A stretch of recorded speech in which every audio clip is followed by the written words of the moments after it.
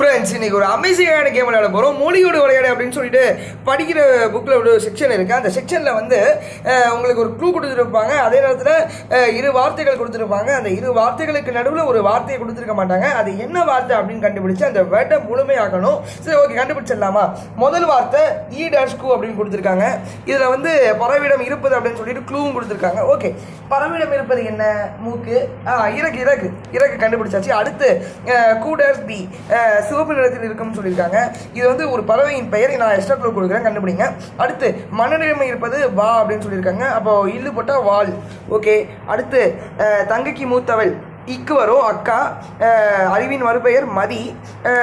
இன்னும் ஒன்று தான் இருக்குது. பட அப்படின்னு கொடுத்துருக்காங்க. இன்னும் ஒரு வார்த்தை கொடுக்கணும். நீரில் செல்வது அப்படின்னு சொல்லிட்டு க்ளூ கொடுத்துருக்காங்க. இது என்னவா இருக்கும் அப்படின்னு கேட்டிங்கன்னா சிம்பிள், படகு. இப்போது இந்த வார்த்தையை மட்டும் நான் உங்கள் கையில் விடுறேன். கு-டி சிவப்பு நிறத்தில் இருக்கும். இது என்ன?